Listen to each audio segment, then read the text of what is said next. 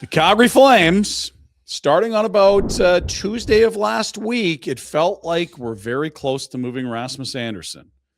It got to late Thursday night and late Friday night, and it was reported by insiders that the Bruins and the Calgary Flames had agreed in principle on a trade, and that Rasmus Andersson and the Bruins were well down the road on an extension.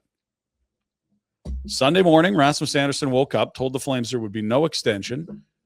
That changed the number of teams that were in on Rasmus Andersson, and they move him to the Vegas Golden Knights as a, quote, rental for a first-rounder in 27, a second-rounder in 28 that can turn into a first-rounder if they win the Cup this spring. 4'5", right-shot, sturdy defenseman Zach Whitecloud, and third-year college player Abram Wiebe of British Columbia. Your thoughts on the Rasmus Andersson rental trade? I'm going to go back all the way to where Anderson came from. Mm-hmm. Second-round pick. Comes along. Absolutely plays his ass off for the team.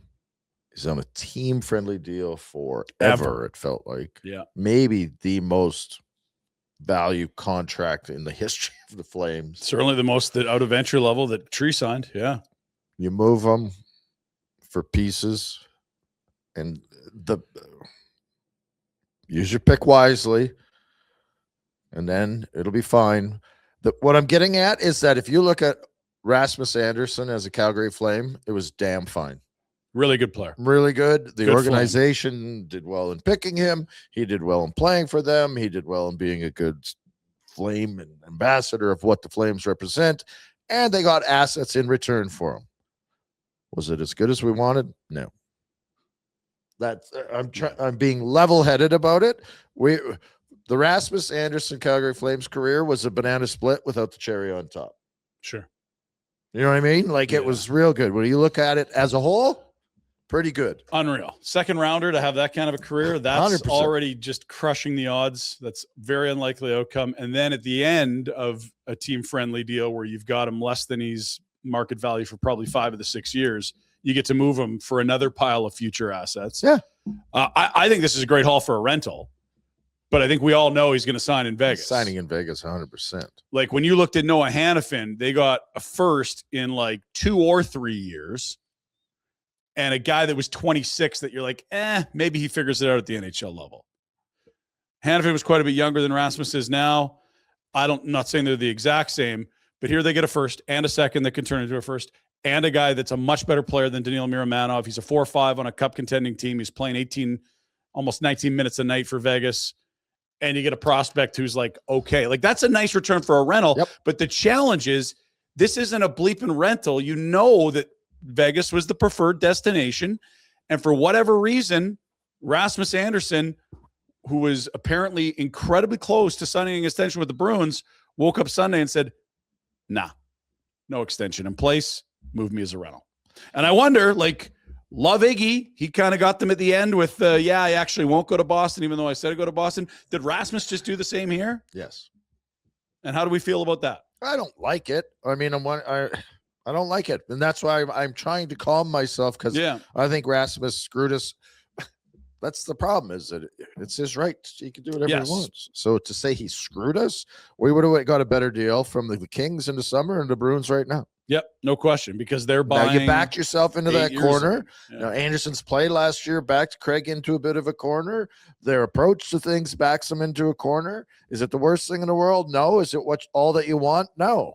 Yeah. But that's why I'm like, just pause, because on one hand I'm pissed off at Anderson, because it's like, and then on the other it's like, well, you're a professional athlete. You've played for what, 4.5, 5 million, like dirt cheap forever, and you want to choose? Yeah, it's within his rights. You've earned it, man. And something might have happened. Maybe he was at the 1 yard line and said, you know what?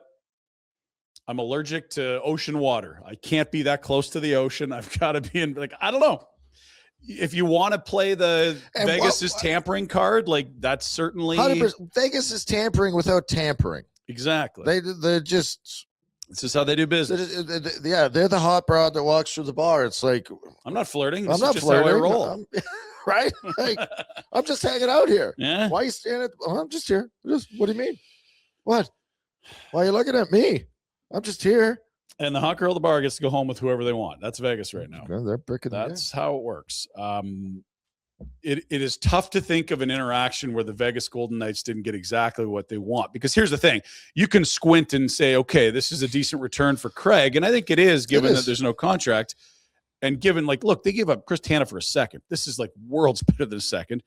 But it sure isn't a top prospect and a first today. Low Rye, which you were talking about out of Boston, which is what it was rumored to be, and Whitecloud is significant. Low Rye is a guy you're thinking you're going to pencil in your lineup for 5 years, 8, like long term, depending on how he plays. Yeah, Whitecloud might be gone by Friday. I would like to see him gone by Friday because I think you'd get assets. My fear is that the hashtag winning culture people are going to say we need to keep this guy around to keep us competitive. When it's like, hello, this is when you bought him out. You just traded Rasmus. Now you don't have to trade him this year either. No, you don't, which is the damn problem. Whenever they don't have to trade a guy, they don't. Yeah.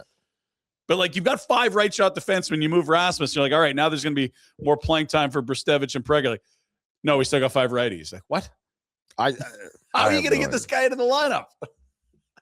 Yeah. Like, and Connie comes on with the rights holders after the trade and said, yeah, I'd love to see Brstevich and Parekh pick up the slack on the power play. It's like, how are you going to get both those guys in the lineup? Are you going to better go down and talk to your coach. Parekh? Get him. Yeah.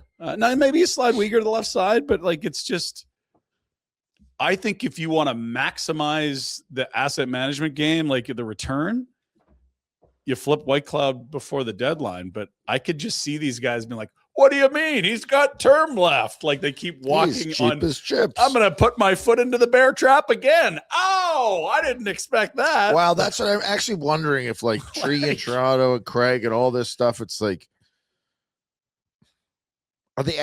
is the return not good enough that you've learned a lesson where you're like, son of a B, we could be way further ahead if we'd have approached this differently?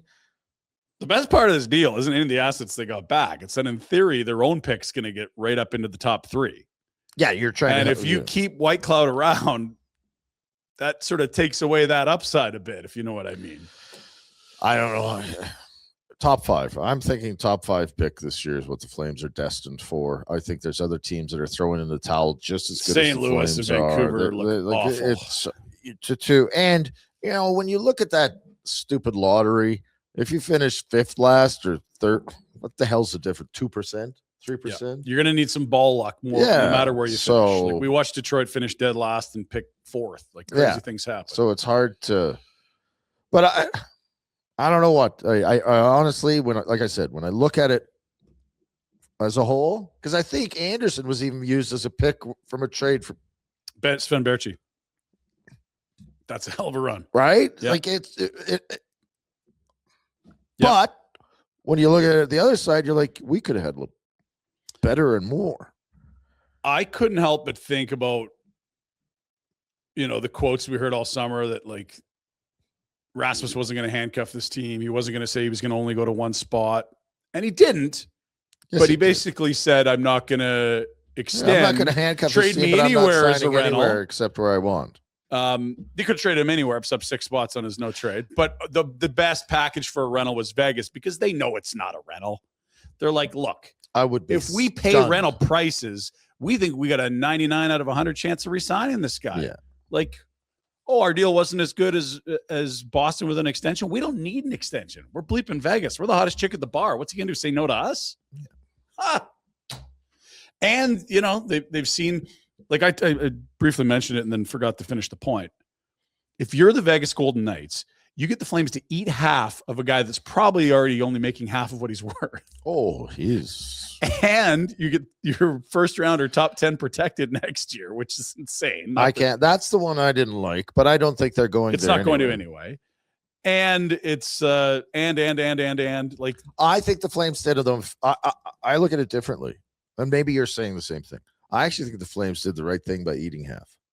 And I think, and I don't know, because maybe it allows Vegas to do more. Oh, yeah. Which allows Vegas to maybe have a better chance at winning, which allows the Flames a better chance at turning that into a number 1 pick. Well, and when they're talking to Vegas and you're like, shit, this is going to be our best offer. Like, fuck, we've got their first this year. So what you do is you say, okay, well, we know they're going to be better if they get Rasmus. So if they're real good, like you got to give us another pick because you've sewered our Hannafin first rounder. Yeah. So go Vegas, I guess. But you think about what it allows them to do. They only added like $100 and some $1,000 to their payroll. Yeah, to get. And now it's like if you can move out Carlson, who's hurt, or whatever you need to do, like maybe they go chase Panarin. Like they're not done. It's Vegas.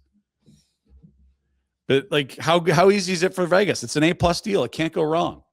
No. No. Like there's no downside here. Zero. Like what are the chances Rasmus goes, you know what? I don't like Vegas. I'm out of here. Very low. Yes. Haven't heard that a lot from guys playing in Vegas. Yeah.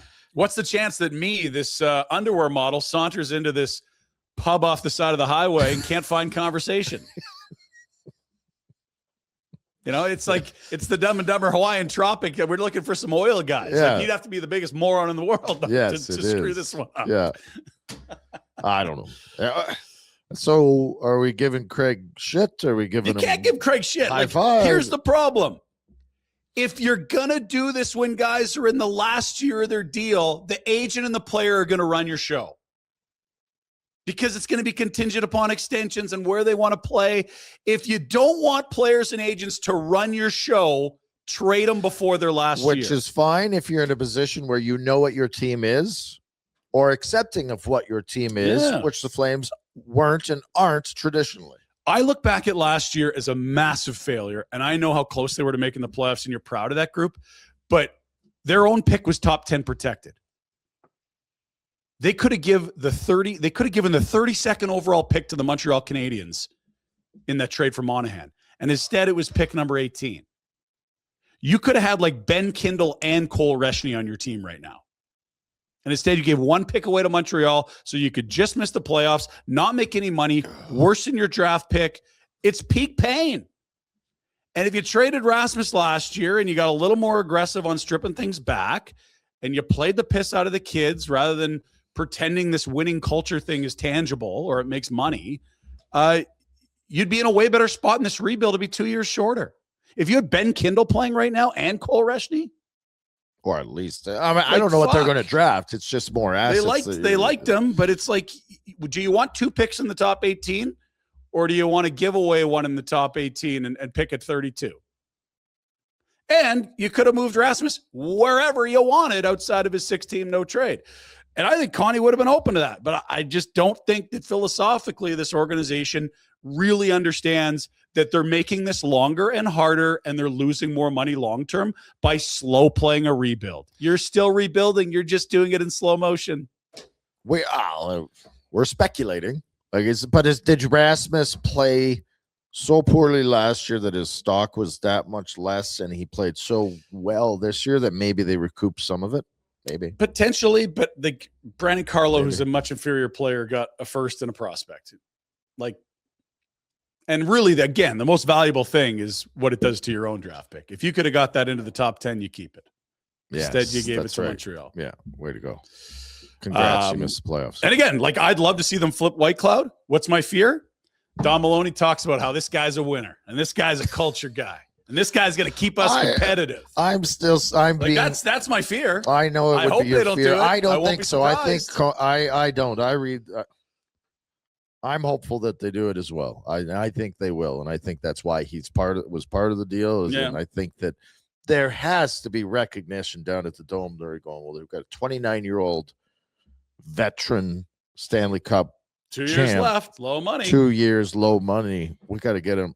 The problem is if they do say, well, we'll don't wait till next year. Just don't move them this year. That's my concern.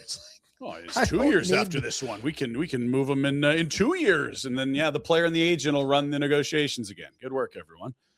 Or he breaks his leg, or he plays like shit, or he's out of the league. Who knows? I think it's a great return for a rental. Like if you think you could get a second for Zach Whitecloud in a deal, and I think you could because he's like a coveted 4 or 5, maybe more. Is he way less than he would be less than Dumoulin went for a second last year, and he's a much better player than Brad Dumoulin. I think this is the equivalent of about 2 first-round picks Craig got for a rental. It's just that it's not a rental. we're never going to know what the deal from the other team was. Unless we knew exactly what it was and it fell through. But yeah. Wow. I mean, the rumor was obviously that Poitras, Lowry, and it could have been the higher of the two first between Toronto or Boston or one of the teams because they hold two. But yeah, we don't know. That was the rumor. If you make a good pick with your drafts, yes, whatever they are, the first and the second or two firsts, if the Vegas happens to win, I don't think they're gonna, but please do, by all means. Make a good choice with that pick. Yep. If that guy turns out to be a player, it's a home run. Yeah, go get another Gridden or better. Go get a fucking Anderson. Yeah, sure. Hell yeah. That's great. That is how they're going to be measured. They're not getting top prospects back in deals. They're getting picks. So you better be good with their picks. And to be fair, if I was going to grade Craig Conroy, give him a report card on him being a GM, the thing I'm most comfortable with is him at the draft. I think that's his strength, scouting. And I'm not there yet because really all those guys that are still prospects to me. They're not playing. They're not contributing. I'm not saying they're here and they've arrived. I'm saying if you redid those drafts, a lot of those Flames guys are going way higher. So that's good work. Good work finding guys. I'm not critiquing it. I'm not passing judgment. I'm going to wait because Hanzik hasn't done anything to show me that he's going to be impactful. He's been hurt lots. Yeah. Parek's not playing. Who else? Reshny's still too young. Gridden, I think, is going to be really.